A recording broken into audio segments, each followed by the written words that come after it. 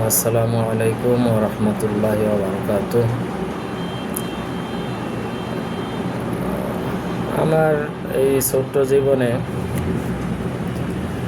একটা বিষয় উপলব্ধি করতে পেরেছি, সেটা হলো মানুষের সন্তুষ্টি অর্জন করে চলা এবং মানুষের সন্তুষ্টি অর্জন করা এবং সবসময় সেই সন্তুষ্টি অর্জন করে চলা পৃথিবীতে খুব বড় একটা কঠিন কাজ।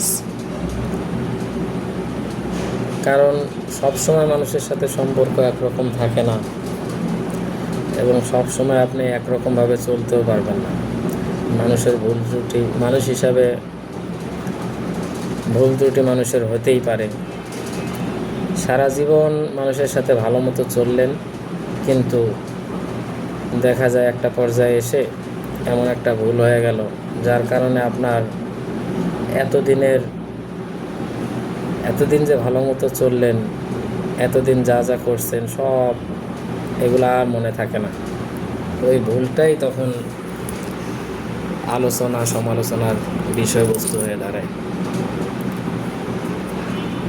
সুতরাং মানুষের সন্তুষ্টি অর্জন করে সবসময় চলা যায় না, এটা খুবই কঠিন কাজ। এখন যার সাথে সম্পর্ক খুবই ভালো আছে, তার সাথে যে সবসময় ভালো থাকবে এটা গ্যারান্টি দিয়ে কেউ বলতে পারবে না। বরং 99% সম্ভাবনা হলো তার সাথে সম্পর্ক নষ্ট হয়ে যাবে, যে কোনো একটা পর্যায়ে এসে মন মালিন্য হয়ে যায় এটা। সুতরাং মানুষের সন্তুষ্টি অর্জন করে চলা পৃথিবীতে খুব বড় একটা কঠিন কাজ। পক্ষান্তরে আল্লাহ রাব্বুল আলামিনের সন্তুষ্টি অর্জন করা খুবই সহজ, যদি বান্দা চেষ্টা করে যে আল্লাহর সন্তুষ্টি অর্জন করে চলবে, আল্লাহ তাআলাকে রাজি খুশি করবে, আল্লাহ তাআলাকে রাজি খুশি করে চলবে। এটা খুবই সহজ পদ্ধতি, খুবই সহজ। আল্লাহ তাআলা খুব সুন্দর পদ্ধতি বলে দিয়েছেন, কিন্তু আমরা করি উল্টাটা।